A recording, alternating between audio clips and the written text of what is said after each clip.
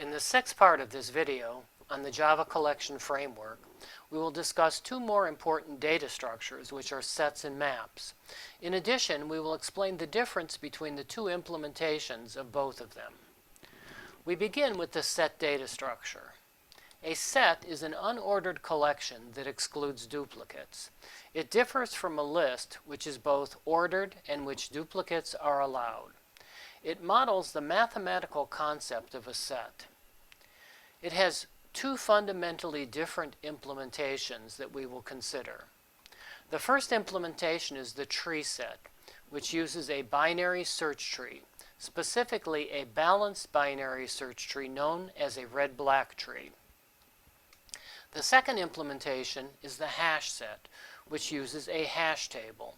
There is another variation that also uses a hash table, which is the linked hash set. Because tree set implements the sorted set interface, it must be instantiated with the type that implements comparable. Next, we describe the two data structures that are used to implement both sets and maps, beginning with binary search trees. We start with a definition. A binary search tree is a binary tree with the property that the value in each node is both greater than all values in the left subtree and also less than all values in the right subtree. A binary search tree is a sorted structure. Performing an in-order traversal of a binary search tree enumerates the elements in the tree in sorted order. The iterator for the tree set class does such a traversal, and as a result, it outputs values in sorted order. To ensure that all operations are efficient, the binary tree must remain height balanced. In order for a tree to be height balanced, the following property must hold for every node in the tree. It is that the absolute difference between the height of the two subtrees must be less than or equal to 1. To better help you understand how the operations of a binary search tree are performed, let's watch an animation of that data structure. Initially, we have a balanced binary search tree with 12 nodes. Notice that each node in the tree has the property that it is greater than all those in its left subtree and less than those in its right subtree. Let's first perform a find operation and search for 34.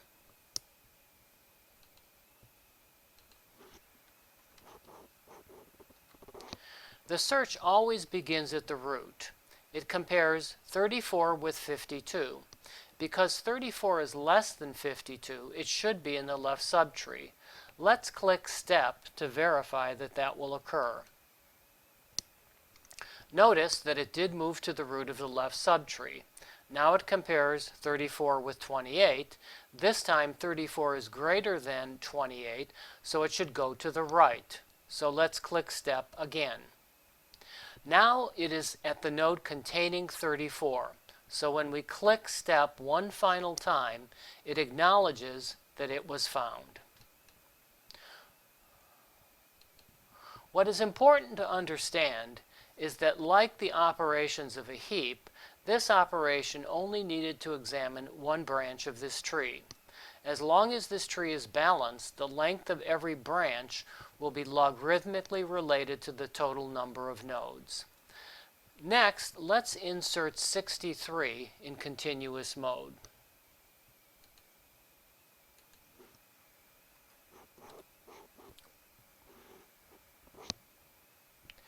Notice that initially what occurred was the same find operation we saw previously. If 63 had been in the tree, it would have been rejected as a duplicate. Since it was not, the search stopped at the node containing 61. Because 63 is greater than 61, it was inserted as the right child of the node containing 61. Again, only one branch needed to be examined. Finally, let's watch how the delete operation works. This behavior is somewhat different depending upon the number of children of the node containing the value to be deleted. We begin with 34, which has no children.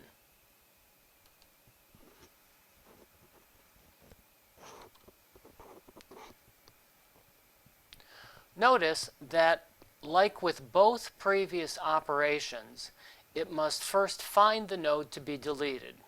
In this case, once found, it is simply removed. One important observation is that once the node is removed, the tree is no longer balanced. The node containing 28 is out of balance. Its left subtree has height of 2, but its right subtree has height of 0. This animation does not perform any rebalancing, but an actual implementation would require it. Note that both the insert and delete operations have the potential to cause the tree to go out of balance. Next, we delete 28, which has one child.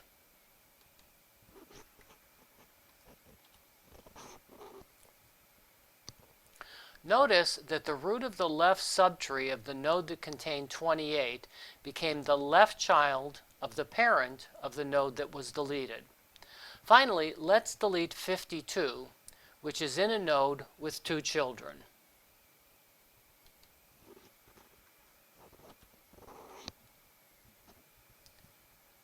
The first step was to move the value in the leftmost node in the right subtree of the node containing 52. That node will always contain the smallest value greater than 52. Then, what was the root of the right subtree of 61 has become the left child of 65, the node that was the parent of the deleted node that contained 63. Although the delete algorithm is the most complicated, it never needs to examine more than one branch of the tree, just like the other two.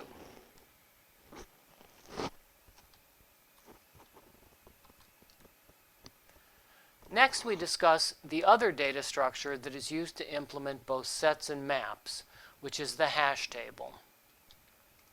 A hash table uses the principle that the key is an index into an array. When the key is the index, every element can be accessed in constant time, which means every operation, insert, delete, and find, all run in constant time. Because the number of possible key values could be very large, a large, possibly very sparse array would be needed. So although this approach is efficient in terms of time, the downside is a potentially very inefficient use of memory. Using a hash function reduces the necessary size of the array. A hash function is a many-to-one function that reduces the range of index values. Because it is a many-to-one function, hash tables must deal with collisions. There are a variety of approaches referred to as linear probing, quadratic probing, and use of buckets and chaining. The goal in every approach is to ensure that the operations do not deviate too far from constant. Another key to maximizing performance is ensuring that the load factor remains low enough. The load factor is a measure of how full the table is. Now that we have examined the implementation details that underlie both sets and maps, we next explore how maps differ from sets.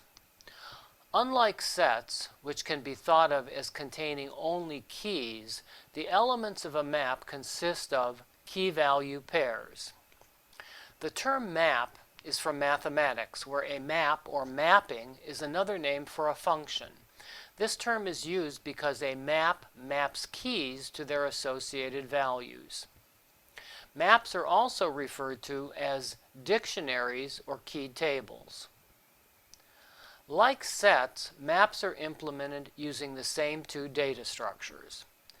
The tree map class uses a balanced binary search tree, and the hash map class uses a hash table.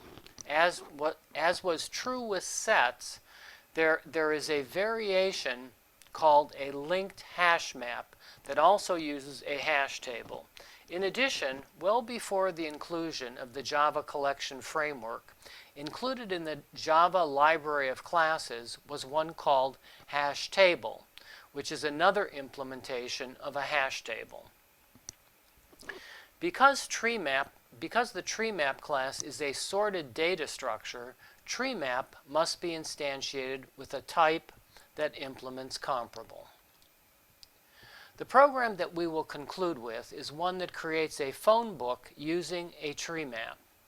It allows the user to add, remove, or find entries in the phone book. It consists of two classes. This class entry will be the type of the values in the map. The telephone entry consists of an address and phone number. Note that the name is the key. It is not part of the value. This class contains only two methods. The first is the constructor that initializes the two instance variables, address and phone number. The second is the toString method that is used to display a phone number entry. The next class, book, is the class that contains the map and allows the user to perform the three operations, add, remove, and find. Here is the declaration of that map. Notice that maps are generic classes that require two generic arguments. The first is string. It is the type of the key, which is the name. The second is entry, which is the value. As we have seen, it contains the address and phone number. Although we chose to use a TreeMap in this case, because the reference type is the interface map, we could substitute HashMap for TreeMap, and the program would still compile and run correctly. The loop which repeatedly allows the user to access the phone number is a labeled loop. We will see shortly that the label is needed because we will need to break out of the loop from inside the case of a switch statement. Each time through the loop, we display the menu of 4 choices and read in the user's response. Let's scroll down to the remainder of the loop body, which consists of a switch based on the user input. The first case involves adding an entry to the phone book. So first, the user must enter the name, address, and phone number. The method to add to a map is different from that used with a set. The method is named put, and it requires 2 arguments. The first is the key, which in this case is the name. The second is the value, which is an object of type entry, which is created by a call to the constructor of the entry class. The second case involves removing an entry from the phone book. The only information needed from the user in this case is the name. The method needed is remove, to which we pass the key. One thing that we are not checking in this case is whether the remove failed, which can be done by checking whether remove returned a null. The third case involves finding an entry in the phone book. Like the remove, the user must only enter the name. The method that must be called in this case is get. The parameter passed to get is the key, and what is returned is the value. We display what is returned with an implicit call to our toString method. The final case is entered when the user has selected quit. Notice that a labeled break is needed because we are breaking out of a loop from within a switch statement. Next, let's run this program. First, we will add a new entry into the phone book.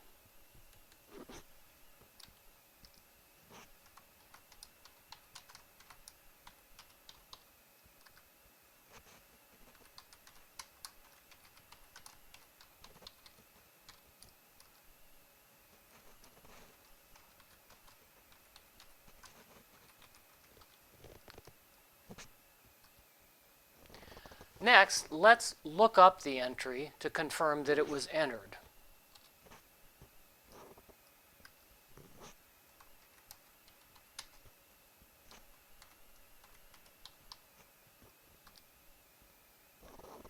Finally, now let's remove it.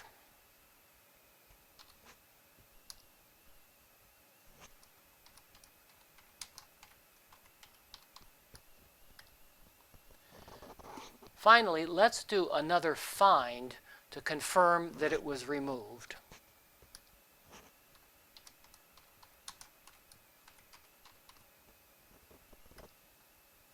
The fact that null was displayed confirms the removal.